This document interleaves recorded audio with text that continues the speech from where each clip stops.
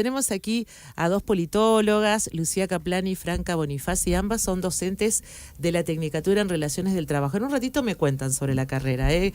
También tengo intención de que charlemos un poquito sobre la carrera, pero las invitamos y la idea es charlar un poco acerca del trabajo. Y podríamos tomar como puntapié el 1 de mayo esta conmemoración internacional del Día del Trabajo. Arrancábamos pensando que debe ser de las pocas fechas que se conmemora en todo el mundo, ¿no? Y ahí Lucía tiraba que podría ser el 8 de marzo, ¿no? Sí, otra fecha internacional.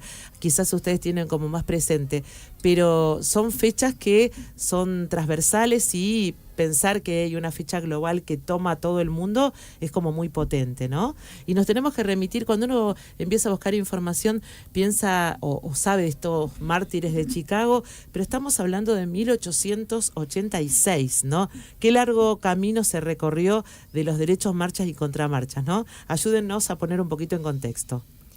Bueno, a ver, como vos bien decías, en primer lugar, gracias por invitarnos a compartir con ustedes estas reflexiones sobre el trabajo, que haremos lo que podamos, porque, a ver, reflexionar sobre el trabajo hoy es una tarea muy ardua y que implica, si se quiere, un ejercicio de mucha crítica y de mucha imaginación, en el sentido de que, bueno, estamos ante una realidad del trabajo bastante complicada, donde todos sabemos que hay algo que no funciona, pero sin embargo nos está costando pensar qué podemos hacer para que el trabajo vuelva a funcionar. Y cuando hablamos de que el trabajo vuelva a funcionar, estamos hablando y estamos pensando en que el trabajo vuelva a ser una fuente de ingresos, vuelva a ser una fuente de dignidad para las personas, y no algo que sea tan penoso, tan difícil de llevar adelante, tan extenuante. Y cuando nos remontamos a esa fecha de 1886, que vos hablabas de los mártires de Chicago, bueno, nos estamos remontando a una época, digamos, donde no existía la institucionalidad sobre el trabajo que se fue construyendo a lo largo del siglo XX. Y fíjate que el conflicto que se dio en esa década de 1880 tuvo que ver básicamente por algo que hoy está siendo cuestionado, que tiene que ver con la jornada de trabajo, ¿no? Con poder ponerle un límite a una jornada de trabajo que era una jornada de trabajo sumamente excesiva, donde las personas trabajaban 14 horas, 18 horas, y donde, a pesar de que en ese momento se promulgó una legislación que establecía una jornada de trabajo de 8 horas, la contraparte empresarial se negaba a cumplir, ¿no?, con esta nueva legislación. Y justamente el conflicto que surge el 1 de mayo y que tiene que ver con el asesinato de estos trabajadores anarquistas, tiene que ver justamente con reclamar el cumplimiento de una ley que la patronal, la contraparte empresarial, se negaba a cumplir. Y yo digo, bueno, qué paradójico, ¿no?, que de repente estemos hablando... Que volver tanto tiempo atrás, ¿no? Claro, volver tanto tiempo atrás y sentir que hoy estamos estancados en el mismo punto. Digo. Lucía, tiro la pregunta.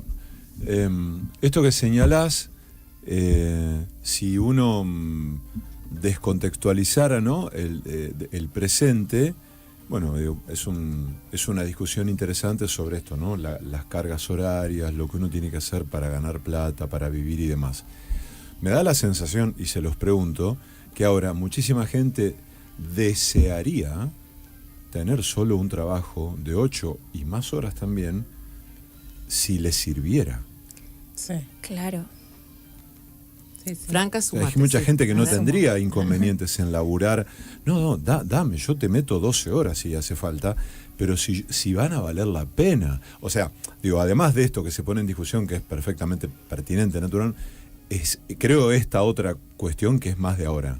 ¿Cómo lo ven? Bueno, digamos, directamente como docentes universitarias, lo que retoma palabras que hizo un dirigente sindical hace un tiempo en una charla: perdimos la dignidad con el salario que tenemos, ¿no? Creo que lo que más nos daña subjetivamente es que nuestra hora de trabajo no permita a una familia reproducir materialmente su vida, que era un poco, digamos, si en el siglo XIX las peleas tenían que ver por eso, por la posibilidad de reproducir la vida con el esfuerzo y el trabajo, recupero un poco los carteles de la marcha de la semana pasada de la CGT, que la convocatoria era trabajo sin derechos es esclavo, es esclavitud, ¿no?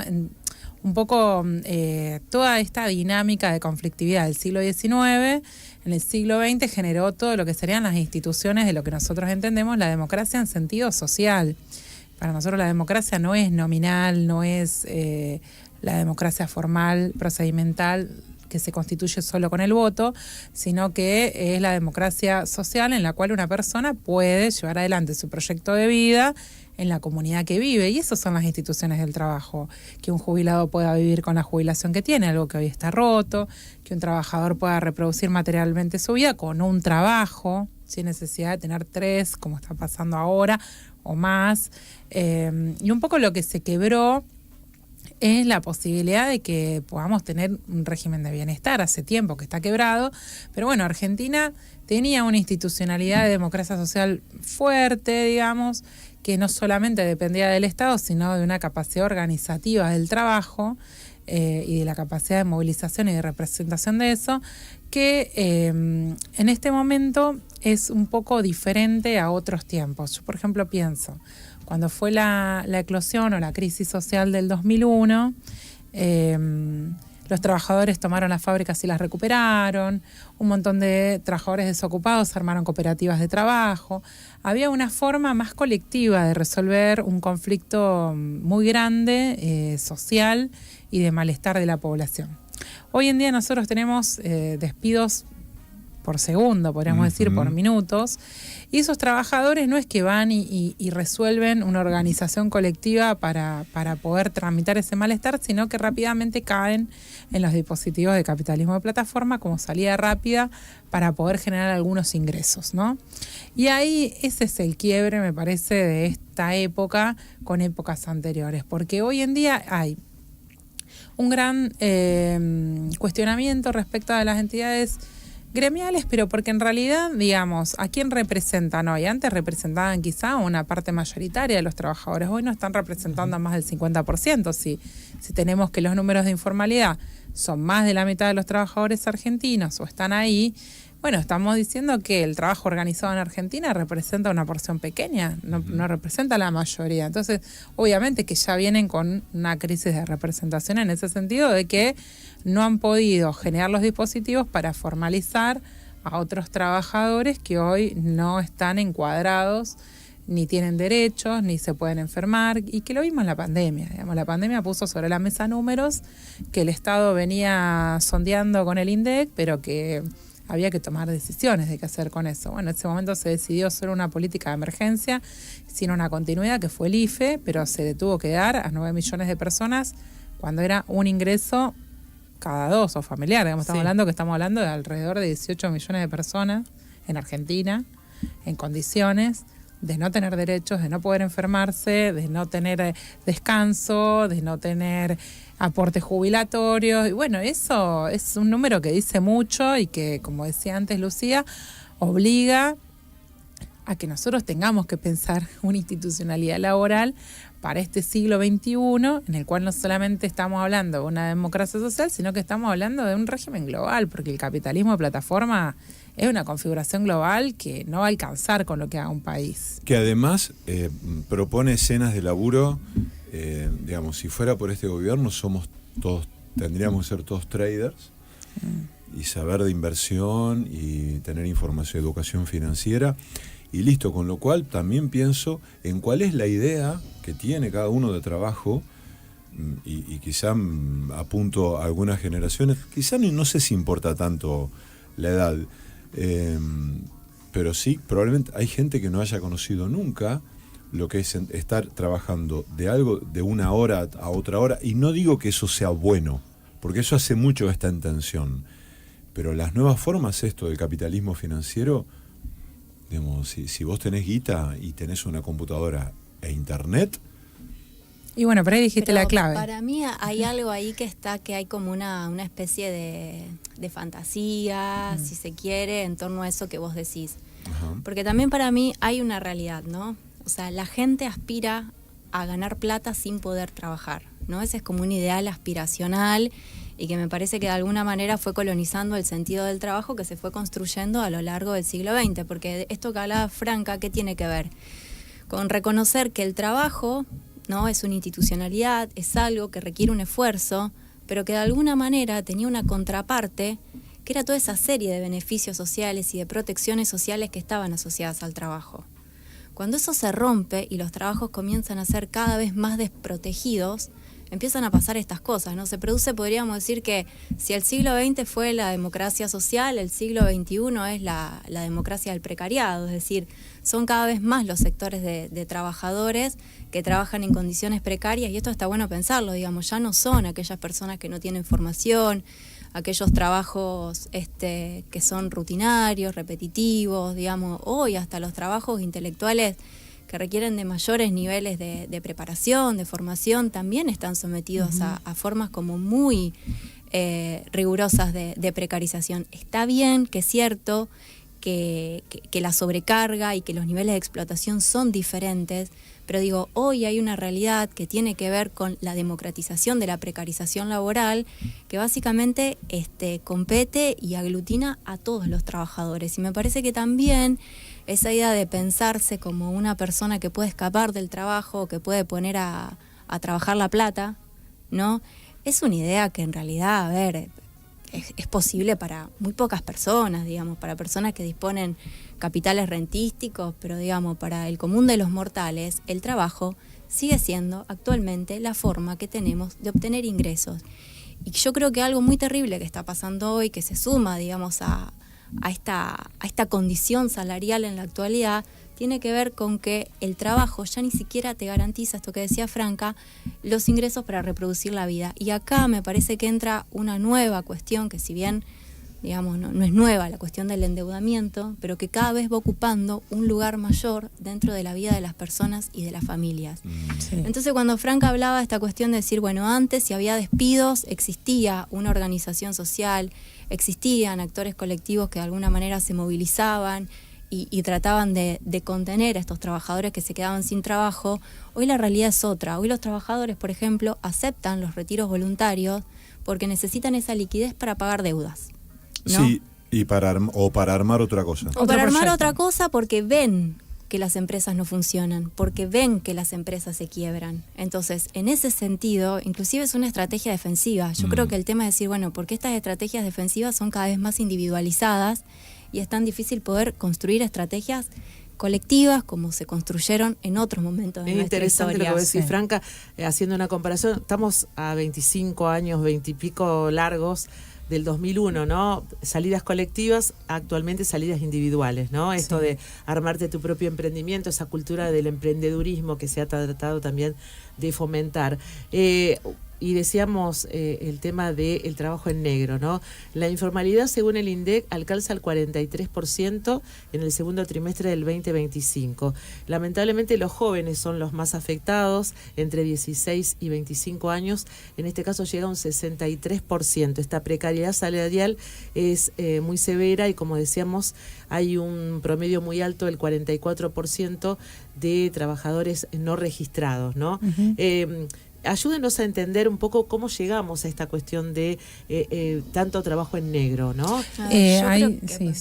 Antes lo que quería agregar un poco era que cuando vos dijiste, bueno, si tenés una computadorita y tenés plata, y yo, viste, también ahí me voy a la economía, porque también doy economía en la preuniversitaria, y los factores de producción son 3 o 4, según los pensemos, pero o tenés capital, o tenés tierra, o tenés trabajo, ¿no? Porque también la ilusión de que vos tenés un factor de capital que no posees no te lleva a buen puerto.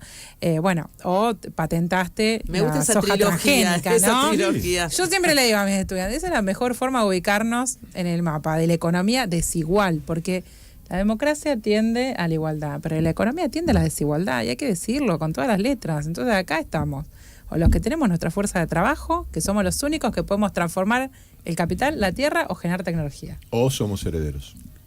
No, pero digo, solo el trabajo es el factor de producción que puede transformar los otros. Los otros dos. Sin trabajo no podés mover el capital, sin trabajo no podés mover la tierra. Digo, ¿desde cuándo los trabajadores nos dejamos de creer que somos los que paramos el mundo. ¿no? Quiero incluir a la audiencia, Ana, con dos mensajes. Sí, interesantes. Hola, perfectos. Trabajo para 3 empresas de software en el área comercial para llevar la vida que quiero. Tengo 3 hijos, un trabajo por hijo. No me quejo, pero es mucho. Bueno, eso es un mensaje. Me hiciste acordar a un león confundido que ayer intercambié unas palabras y me dijo: estoy haciendo trabajos de plomería y gas y a la noche hago trader. Claro. Invitamos a la audiencia que se sume Sí, cuál era me su trabajo parece ideal de cuando arrancamos el programa, ¿no? ¿Cuál es el trabajo ideal? Si tenías el trabajo que querías. Bueno, un poco también eso, el deseo de donde uno quiere emplearse y que ese deseo está cada vez más lejos o más distante de lo que uno anhela, ¿no? También Sí. esa cuestión. Y ahí, un poco tomando la pregunta, no le esquivo a la pregunta sobre el trabajo negro, creo que nosotros, el trabajo negro sobre todo es una marca, si se quiere, ya de la década de los 80, o sea, el fenómeno que rompe la institucionalidad laboral fuertemente es la dictadura. Ustedes piensen que la dictadura se hace un año después que sale la ley de contrato de trabajo en Argentina. Ley de contrato de trabajo, 1975, golpe de Estado a ese gobierno que sacó la ley de contrato de trabajo. Qué casualidad. Básicamente porque viene a invertir eso. Ese fenómeno del trabajo negro se ve fuertemente en los 80, en los 90 tenemos el discurso, el problema son las leyes laborales. Bueno, hay autores que después reflexionan respecto a lo que pasó con ese proceso, y en realidad el problema no son las leyes laborales, el problema es la institucionalidad que haga o no cumplir esas leyes laborales. ¿Por qué es ineficaz esa ley? Porque para que nosotros no tengamos trabajo en negro, nosotros tenemos que tener muy buen sistema de regularización y de fiscalización y de control del trabajo. En Santa Fe hay 18 inspectores de trabajo en toda la provincia. ¿Qué garantías tengo yo de que voy a tener una buena fiscalización, control y regularización del trabajo en todo el territorio? Y además, con la última modernización laboral, todo lo que son las instituciones de regularización y fiscalización se desmantelan. Entonces, y además se sacan las multas para el empleador que tuvo a su trabajador en negro. Entonces digo, bueno, todo lo que es el aparato de control está afuera, o desmantelado, quebrado, o muy débil, o casi inexistente.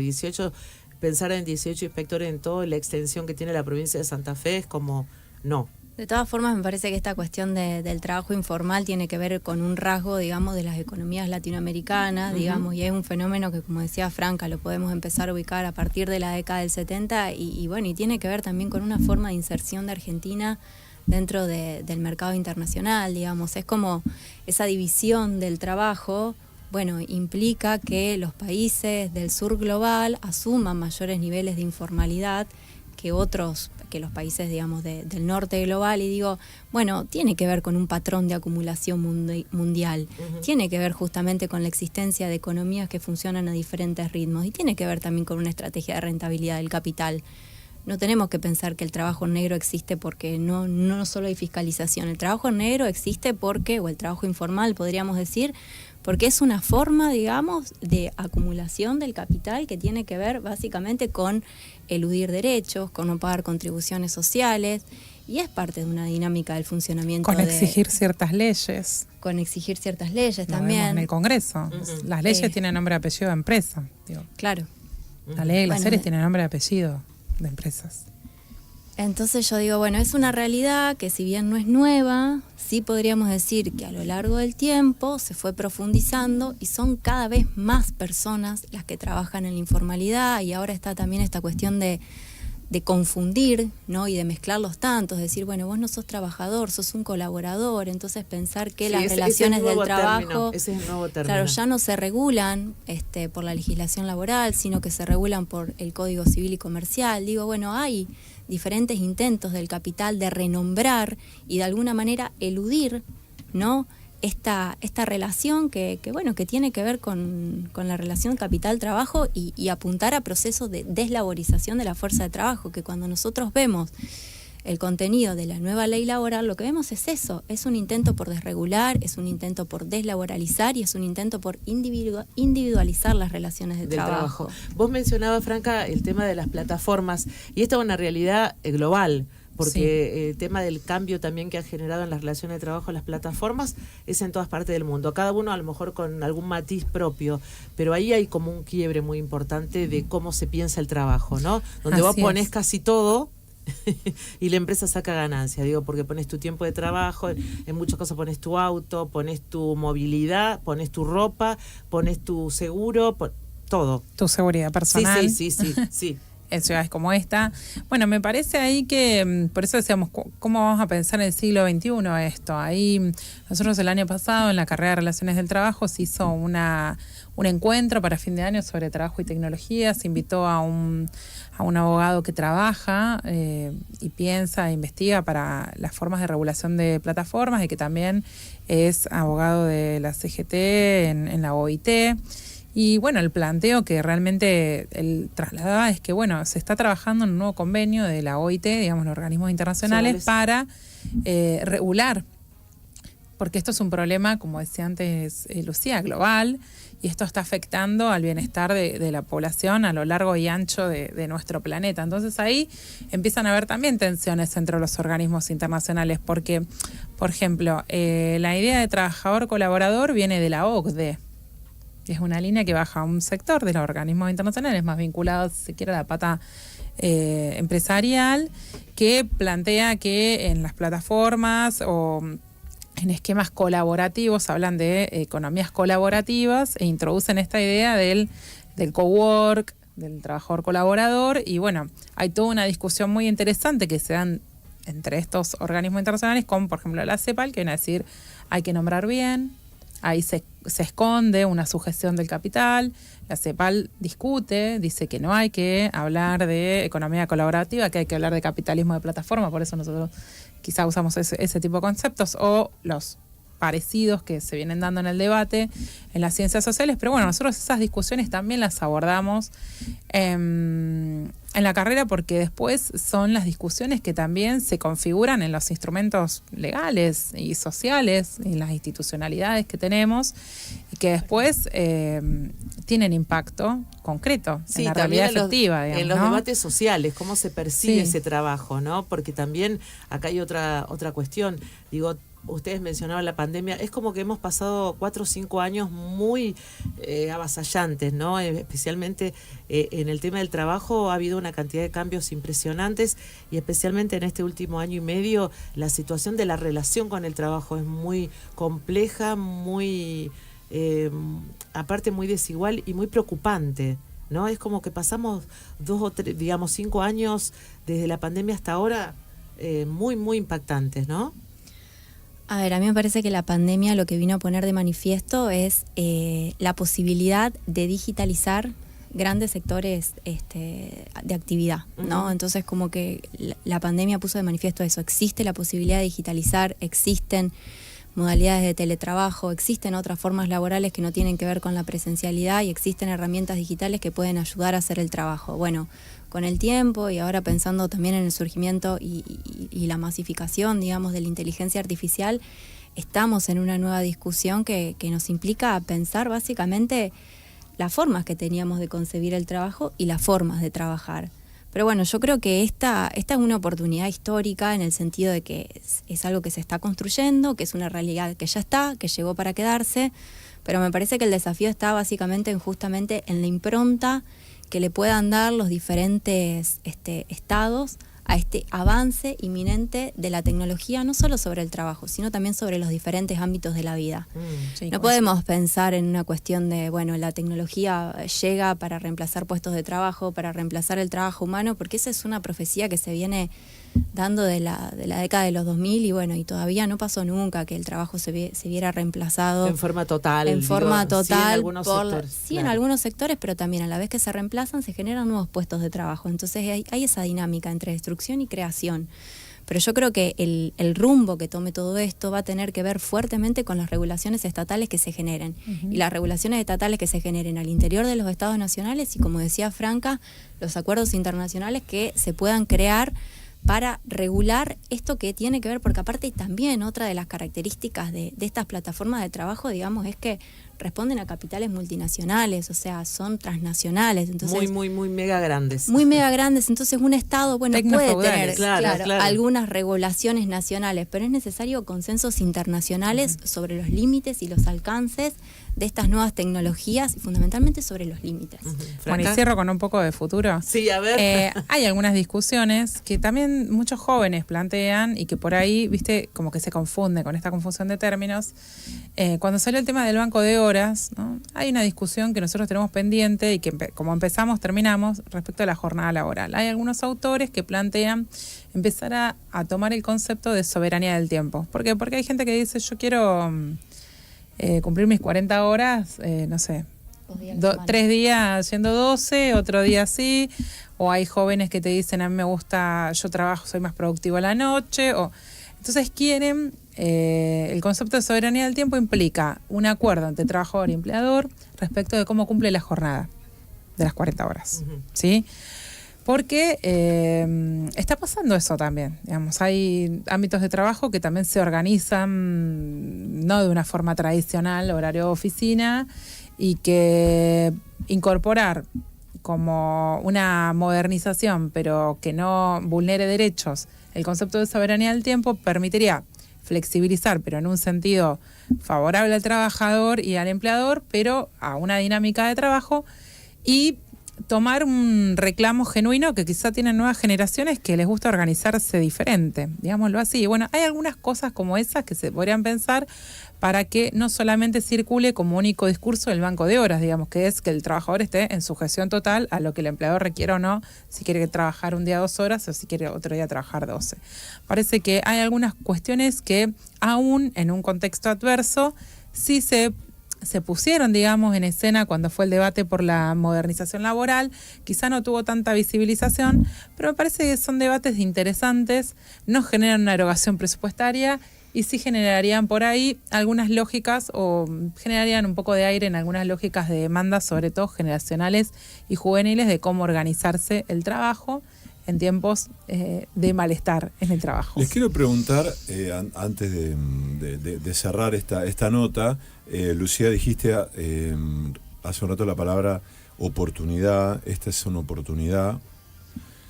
Teniendo en cuenta el modo en que evidentemente se desempeña el poder económico real, que es, creo, distinto de hace varios años o décadas, que ahora quieren todo, lo máximo posible, en el menor tiempo posible, sin importar el daño y las consecuencias que eso conlleve, para definirlo de un modo medio brutal.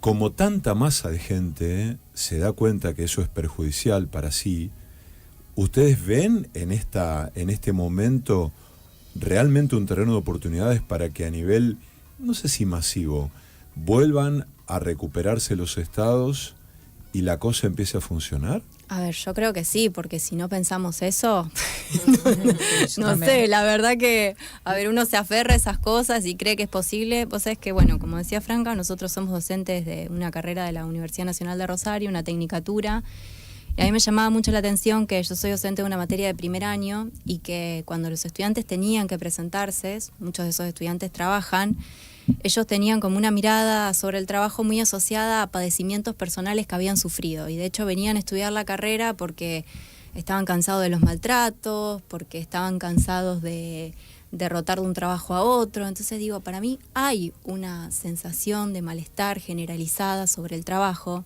y sin embargo me parece que, como decía Franca, como la mayor cantidad de personas no tienen capital ni tienen renta y solo disponen de su fuerza de trabajo, hay que laburar. Digo, me parece que estamos en una situación súper extrema que nos hace replantearnos las condiciones en las que venimos trabajando. Porque inclusive esto que decía Franca, la cuestión de la soberanía del tiempo. A ver, ¿quiénes pueden decidir soberanamente sobre su tiempo? Quienes están en el marco de una relación salarial, quienes tienen que organizar su jornada laboral con un algoritmo, es muy difícil. Entonces yo digo, bueno, cuando hay una persona del otro lado con la podés tener algún tipo de intercambio. O sea, hoy quienes están trabajando para plataformas digitales básicamente están realizando un trabajo a destajo, es decir, están realizando un trabajo que a lo mejor para poder llegar a un ingreso tienen que trabajar muchísimas horas diarias. Entonces yo digo, bueno, hay una sensación de que estas lógicas se están volviendo insostenibles. ¿Hasta qué punto Uber va a seguir resistiendo cada vez más trabajadores en su aplicación. ¿Hasta qué punto Pedido Ya va a seguir resistiendo cada vez más trabajadores en su aplicación? Es decir, me parece que todo conduce, está bien, no sé cuáles serán los tiempos, y también esto es una cuestión de convicción y ideológica, de creencia, de que uno cree en la humanidad y de Sí, de deseo. los peores momentos, como fines del siglo XIX. Claro. Salió el 1 de mayo y se avanzó. Bueno, cuando todos tengamos la confianza en que sin nosotros no se mueve el mundo, porque si todos paramos el mundo, algo vamos a lograr. Sí, yo creo que voy a decir una estupidez, aviso antes, pero el problema es el consentimiento de buena parte de la población, vamos a reducirlo a la Argentina, que le parece bien todo esto, ¿no? Entonces, bueno, es ahí cómo roer eso. Sí, yo creo que para mí no sé si es un consentimiento, también es una cuestión cultural, de que históricamente, muchos actores del trabajo fueron cuestionados, hay como mucho ruido ahí en el medio, pero digo, cuando nosotros vemos que estas condiciones de explotación son tan extremas, y bueno, llega un punto en que uno empieza a repensarla, ¿no? Hace 2 años se odiaba a los trabajadores públicos provinciales y 2 años después se salió a pedir masivamente a que se revalorice esa tarea. Es muy cambiante. Claro. Y aparte, para mí la cuestión del trabajo es algo que inclusive nosotras como mujeres lo vemos, Sí. que es algo que genera como mucho cansancio, mucho pesar, mucho esfuerzo, pero a la vez algo que nos garantiza autonomía, que nos libera. Entonces yo creo que nadie tendría que verse privado de esa experiencia única que tiene que ver con el trabajo. Obviamente un trabajo realizado en condiciones dignas, pero es una experiencia de autoconocimiento, es una experiencia de vínculos interpersonales, y es una experiencia que básicamente dignifica y le da sentido a la vida que tenemos nosotros. Sabes que antes de apenas abrimos el programa bromeábamos con esto de la gente que labura en su casa en la compu, ¿no? Más allá de las condiciones, pero digo, uno de los elementos es ese, la privación o la ausencia del encuentro con un otro diferente, con el que pelearte, amigarte, construir, producir, discutir cosas. Y eso tiene que ver con el trabajo, digamos, ¿no? Exacto. Y eso tiene que ver con el trabajo. Chicas, nos quedan un montón de preguntas, así que seguramente las convocamos una Volveremos. próxima vez. Volveremos. En el amplio sentido. No metimos el tema de la reforma laboral, ¿no? Que es como que nos queda otro capítulo. Así que será la próxima vez. Por ahora, un placer recibirlas aquí en el estudio. Muchas Muchísimas gracias gracias a por la ustedes. invitación Muchísimas y gracias. gracias a la audiencia por también Los coparse, intercambiar con nosotros. Un placer. Bueno, Gracias. hasta luego. Tanda, música y en un ratito volvemos.